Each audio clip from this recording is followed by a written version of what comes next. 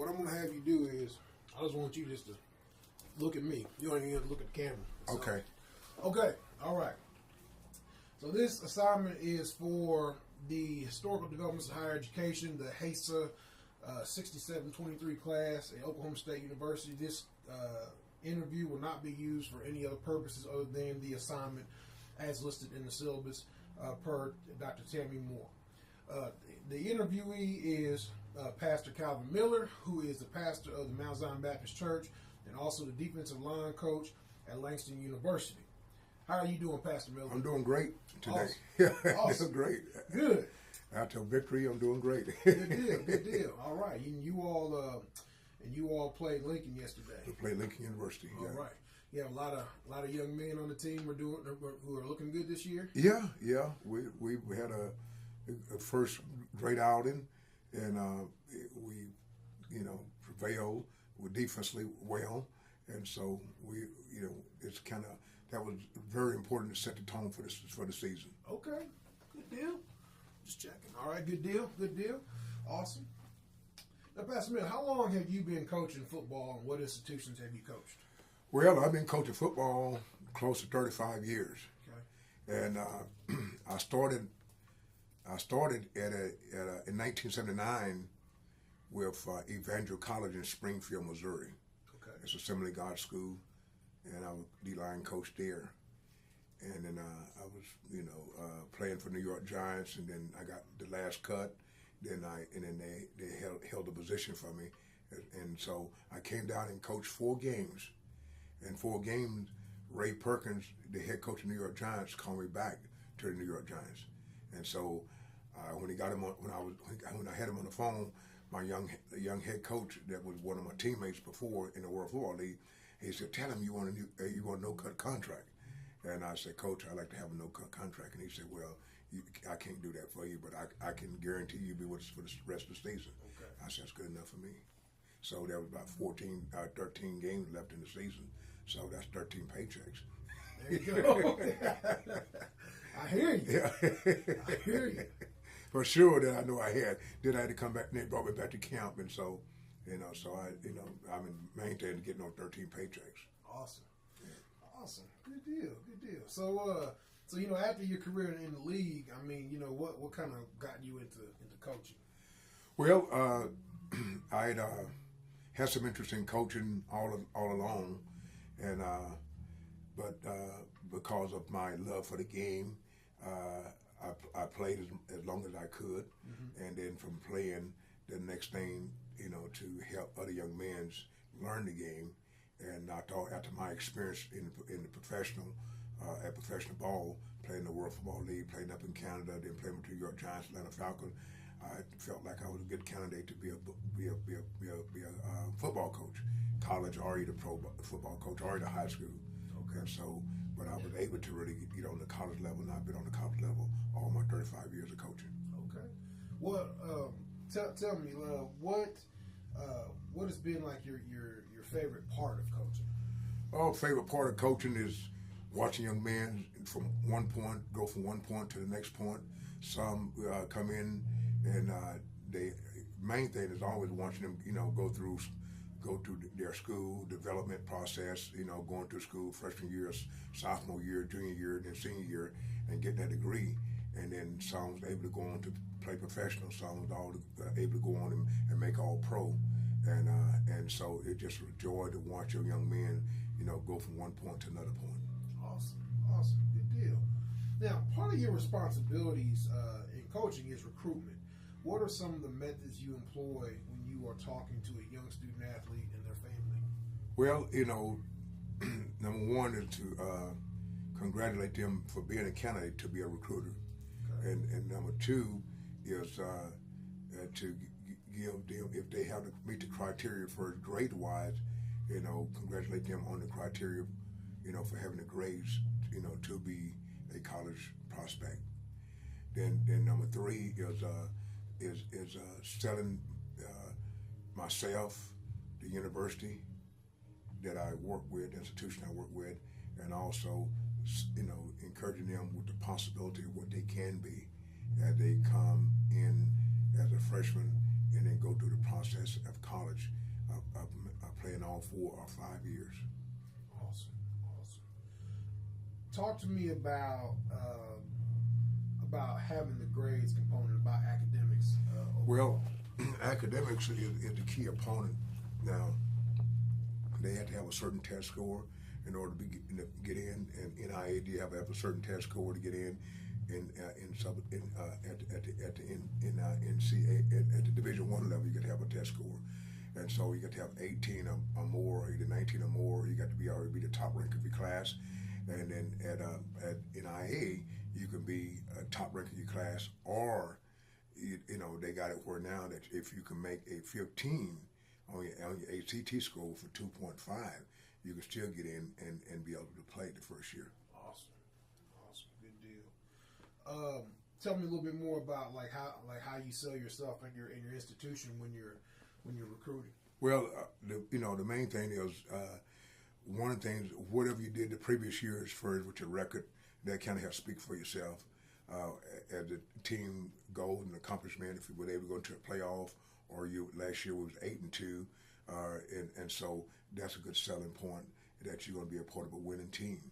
And you sell your head football coach, you sell the president of the university, you sell the university, a good institution where you can go in and get a great academic learning, and then you can promote yourself. First of all, you find out what they want to major in, you find out what their goals is, and then you take what you have and see if you can fit their plan. Awesome.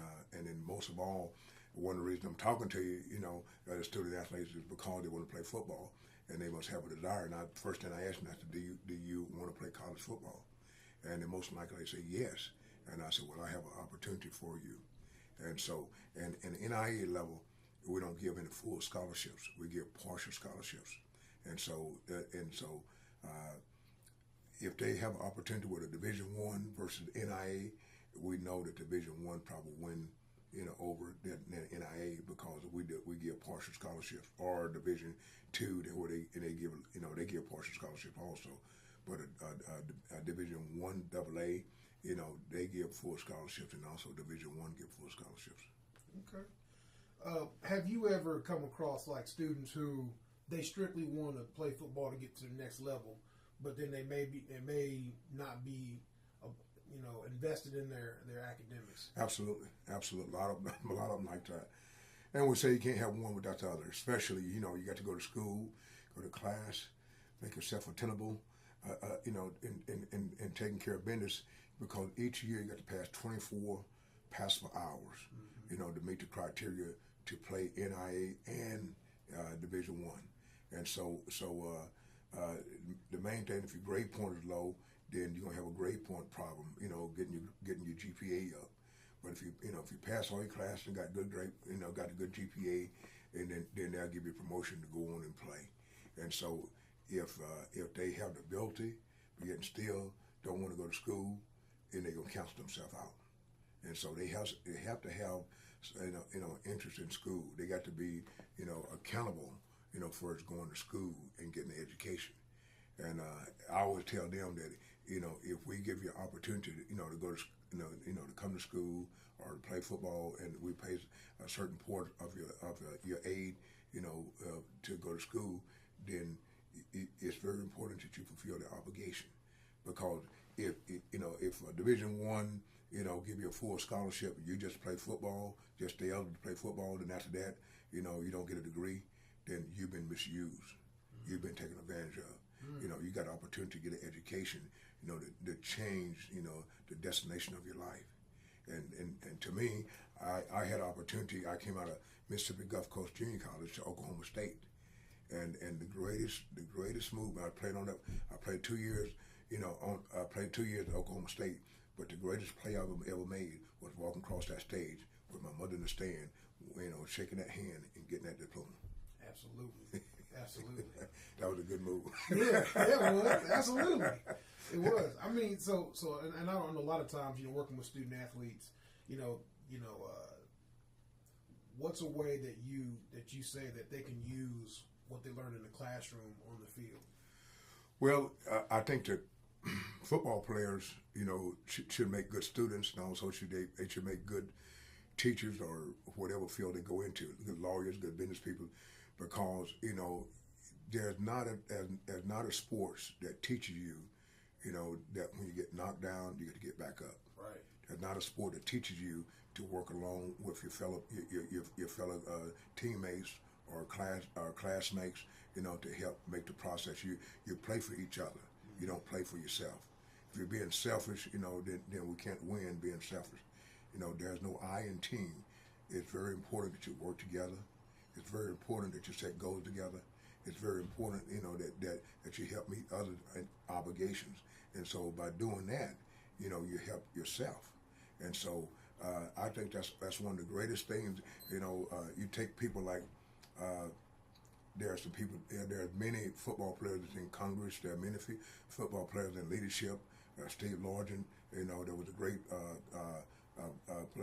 player at Tulsa that went on and played many years in pros, undersized receiver, that's in the Hall of Fame.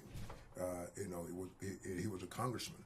Coach Dave Rader that I coached with at University of Tulsa. He was a quarterback at University of Tulsa, and we played together in the New York Giants. Now he's a representative for the Tulsa area, in the House Senate in Oklahoma. And so all those guys, make great leaders. I'm a pastor, and as well as a coach, and been pastoring. This is my third church I pastor. Leaders of men. So I have 15 or more churches that in the state of Oklahoma that I lead as the president of the association. So you're in leadership, and so we empower each other. And so you learn how to lead, you learn how to empower people, you learn how to work with people, you learn how to work together in order for a common cause. Absolutely, that's awesome. That's awesome. Thinking back to historically some times that occurred in the '60s with the civil rights movement and things like that. How, do you think that those kind of things happened back in the day? Of those powerful movements and how do you think those movements are impacting movements today, like Black Lives Matter? Absolutely. Well, I think without the struggle that Dr. Martin Luther King and his comrades of other ministers and other world followers and other people that fighting for a change, or the common people, that were praying for a change, like my grandmother and like my people that never marched, but they marched in their mind, they marched in their heart. They looked forward for a better day. Mm-hmm. And I was a young man that growing up in Mississippi had to go into the back of the restaurant, to get there, to buy my food. And so, and I've seen changes within my lifetime. And that's, to me, I can look and see that we done came a long ways. We still have a long way to go. My grandmother was a hard-working lady, that did a lot of, housework, and so I went along with her in some cases. And there are people in our neighborhood in Mississippi that she always said, if someone treats you kind, be thankful and show gratitude, and carry yourself, in a kind way. And so I learned from those things, and those things were able to really help me in life. I learned how to work.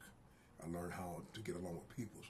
And one of the greatest things I won't never forget is that in a community that I was raised up in, a little place called Hot Coffee, Mississippi, that my grandmother and my grandfather had about 20 acres.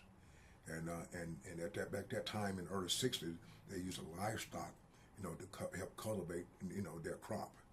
And so they had a white friend, who was a white gentleman, in that area, that let them use their mule, for like about a couple dollars a day. I mean, very cheap. And so he said, you can use that mule as long as you want to, and it's for use, it's for hire, and we just want to help you, and that's people working together in a racial tension area, and there's people that work together where there's tension but there's always someone that's working the groundwork, try to to work together in a peaceful way. The land that that they obtained, there's some white gentleman would have showed favor to them in order for them to purchase that land in order to become landowners.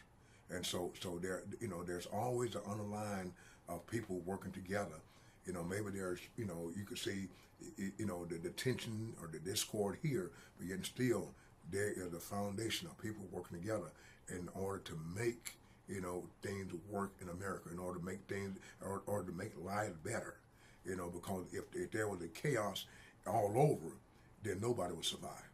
Nobody would win. But yet still, there's someone have a heart. There's someone have a heart to work together. There's someone have a heart, of God, to find favor in each other. And no matter where you're white or black, those things that what intrigue me, and those things, and those are attributes, that I use, in my life today, for fulfilling and meeting the obligation to do ministry here in Stillwater, to meet the obligations and working with others, recruiting. I recruit, not only Afro American players, but I recruit, all kinds of players, white players, all kinds of players. I coached all of them, and but when we come together, it ain't no white and black there. Hey, they my players. Right. They my players. And by them being my players, I mean we are family. And I got players didn't make it to the professional, but yet still they made it in business. They have the millionaires today in business. Some are great house contractors, some are great lawyers, some are great teachers, some are great doctors, but I was able to really model them and encourage them and mold them, in just working together. And now they going on and setting the pace, for a better day in this world. Awesome. That's powerful. Yeah. Your role as a pastor at the Mount Zion Baptist Church and defensive line coach at Langston University are different, but have several parts that may intersect. What parts of both positions do you see as interchangeable? Well, leadership, setting the pace setter, modeling good examples,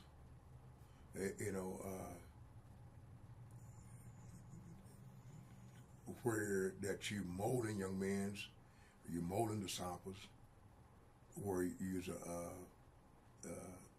a spiritual leader, spiritual coach in the church. Use a coach on a football team, on a football field. You have to work together, learn how to look over some things, disciple some things. Sometimes the lingo and the language and the songs that they play and all that stuff. Sometimes that bothers me. But learn how to look over that, or learn how to really step in and say, hey, I don't want to hear that, or either let's, that's those not the right things to use, those not the right lyrics to listen to. Watch your mouth, watch your language, be respectful. Let's work hard, and let's respect each other. Let's pull together, and so those things are very interchangeable. In the church, you got to work together. In a church, that people give their money, give their funds, and you got to put together for a certain cause. We got to set goals. We got to work toward our goals. We got to empower leadership, and we got to help them spiritually grow. And so it's going on my 17 year here at Mount Zion. This was a church that I came to many years ago when I was a college student, and not knowing, some 30 some years later that I'd be a pastor, and so I've been able to, to really fulfill both roles, which is, it takes a lot out of you. It takes a lot of, you have to be goal-setted. You have to have a strong desire, to coach, a strong desire, to serve the Lord, to serve your people. People understand here because, they're working peoples, and they understand your plans, your goals. It could be very selfish. Say, Pastor, we just want you here to pastor's church, not coach football. And so, but yet and still, I burn the candles on both ends. And so, as I get older in life, it begins to take a toll on you, and I can soon pretty well make a decision, but yet and still, football has been good to me. It's been my vehicle out of poverty. It's been my vehicle out, of coming out of situation out of Mississippi, and they opened up doors. We had the opportunity to go to college and come out of junior college All-America, most valued player defensively in the All-Star game, received many scholarships, accepted one at Oklahoma State, came in, to an institution, never had flew before. Now, you're in Division I, you're flying, you're going to the big arenas. The biggest game I ever played against was against Oklahoma State against Arkansas Razorback. I mean, people see you on TV and they can identify with you. And so then from there on into professional league, playing up in Canada, playing the World Football League, then playing with the New York Giants, playing with the Atlanta Falcons, and so it opened up doors for me. And it's a whole new arena. Contacts all over, people you played with people like Phil Sims, Harry Carson, William Andrews, great Wallace Francis, Steve Burkowski, a lot of great people that, you've been coached by, you've been worked with, coached by the old man, Bum Phillips, coached by Jim Stanley, coached by some of the greatest guys, and coach with some of the greatest guys. Coach with Bill Curry, coach with Pat Jones, and a coach with Les Miles. So a lot of guys, that's been in the arena that I've coached with, or either had the opportunity to play for. And so it's been a great honor. It's been a great life, and there couldn't draw it up no better. And so, but I always had a humble beginning because of my background from coming up, that hey, trust in the Lord, serve the Lord. And so I was blessed, to be able, to let my faith, be strong, let my light shine, as well as, off the field, and in the church, and not beat nobody over the head and say you got to have this, you got to have that, in a soft spoken, being a great model, being a great role player, just being an encourager. The Lord have blessed me to be where I'm at today. Awesome. That's awesome. I can tell, a lot in your lifetime you faced a lot of adversity and you've come through. And you also talked about that today in your sermon. But I remember a sermon of yours very specifically. It was a story that you talked about your time at Kentucky. Maybe it was at the end of your time at Kentucky, but your team was in a slump, and I believe I think your head coach ended up getting fired, and you all still could finish out the season. Could you tell us that story? Yeah, it was probably one of the most greatest experiences in my life. One of the greatest things that renewed my coaching faith. One of the things that I always draw strength from in my coaching life, and that whenever you're back against the wall, and what do? Do you tuck your tail and run, or do you stand firm and you fight? And Bill Curry, if you ever YouTube him or either, just check him out, great man of words, great man of character, great man that been in great arenas with the Green Bay Packers, played for the great Vince Lombardi, and played with great people like Bart Starr, and the list goes on with Willie Davis, and he shared those stories with us, as we was on the coaching staff and with our team, and we had just played LSU, and LSU had really slaughtered us, 80-something to a low score that we had, but they had a large score of 80 points right down in the Tiger Dome. And the live Tigers sitting over there, and man, they were putting it on. And a year before that, they came into Lexington, and we whooped their tail. It wasn't about a large score, but it was a really great victory that we overcame. And so they had it in for us. And so C.M. Newton was the athletic director, and he had told us, that we had to win 6 games or maybe go to a bowl game in order to save our job. And so we got off to a bad start. Coach Curry finally year, they asked us everybody to stay together, back against the wall, and so we got off to a bad start. Lost Louisville, big time rival Louisville, went to Cincinnati, and I believe we lost. We only had 1 win up on our belt, and then we had 4 games left, and we had an open date, And C.M. Newton in the open date came in and fired us. When the head coach was fired, the assistant coach was fired also. I mean, and, you know, great coaches, great people, you know, but we were sitting there, you know, feeling sad for ourselves, but yet still, you know, as a scripture in the Bible, when David came back to zigzag and said we had to rejoice ourselves in the Lord. You know, but Coach Curry, while the open date, he came in after the open date and said, I'm going to do something. He brought boxes of T-shirts and said, guys, we have 4 games left. He said, we're going to run the table. He says, it's a new season that I'm putting before you guys. And I want you to engage in this new season. We had, in Kentucky, they had a K on both sides. Took one of the K's off. And the player decided to take one of the K's off. And they played with 1 K on their sideline, on the side of their hat. And then we had Mississippi State, we had Georgia Bulldogs, we had Vanderbilt Commodores, and we had Peyton Manning, which were Tennessee Volunteers. And we started that new season. We beat Mississippi State Bulldogs. We beat Georgia. I mean, we beat Mississippi State. We beat Georgia Bulldogs also. And then we went and played Vanderbilt, and we zipped them 24-0. Never forget it. And then the last game was for 106,000 people at University of Tennessee, and Peyton Manning was the quarterback.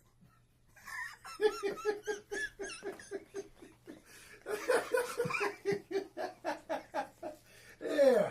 So you're talking about doing the impossible, but before we got to that last game, every game we won, we celebrated like a Super Bowl. Hey, there you go. Coaches high-fived, you know, we smoked cigars, and the coach and Coach Curry told the team, I knew you can do it.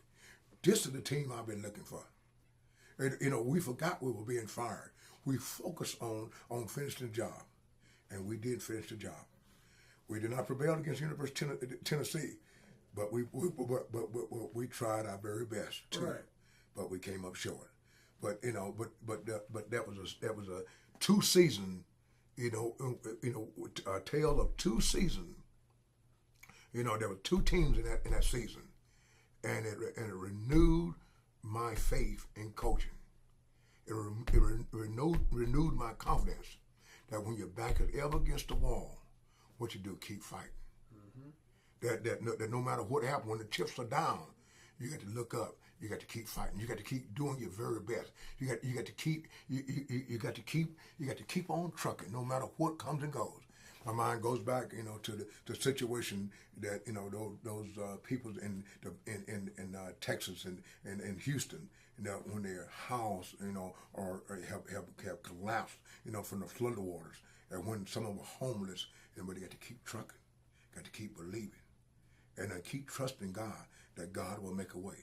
But you got to put a foot forward and take step by step to get back on your feet. Same way in life. Same way in a contest, in a football game, those are the same precepts that you could have in life. And so, when, you know, I draw strength, you know, and that revolutionized my whole life. I learned how to be a better coach. I learned how to be a better person. I learned how that when my back against the wall, that I can do it. I can still make a difference. And we made a difference at that University of Kentucky. Awesome. Yeah. Awesome. That's powerful. Yeah. That's awesome. I think, and I think that's very relatable to what's going on in Houston right now, and I think this is relatable in life. You either sit back and take it, or you can just get back up and go for it. And I think we've seen that resiliency a lot. In history. Yeah, it's in history, especially in America. Mm-hmm. Especially in America. I mean, you know, especially within our peoples, and I said our people, and in all walks of peoples. Mm-hmm. I can speak, you know, from, you know, the life that I lived in, you know, and I can speak, you know, in leading my family, you know, and being a leader, because I mean, there's a lot of attributes I wasn't blessed with, you know, single parent, you know, my daddy never was in my life, you understand, but I had a praying grandmother. I had a family that worked together, that pulled together, And oh, how I wish that my father was in my life. But yet still, I had to come to the grips. That's the hand that was dealt with me. And then yet still, that when the opportunity came for me to be a father, and that I was a good father. Yes, sir. That I was there for my children.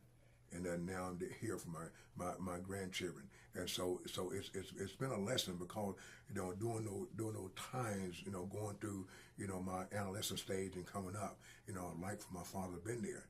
There are tears in my eyes. And I said I would never do anyone like that. I don't know whether my daddy was conscious of it or not, but yet still, it learned me how to be a better person. So he can take the adversity and learn from those situations. Absolutely. And so I'm blessed. I'm very blessed. I'm very blessed. Absolutely. It's proof that you don't have to have all the financial means in the world to be blessed and be happy. That's right. That's right. Well, I mean, I come from humble beginnings, but the Lord has really blessed me, and I look in just Thursday I just celebrated, my 64th birthday, I think from 30 some years of coaching, for 40 some years of pastoring, close to 40 some years of pastoring. I pastored one church 13 years.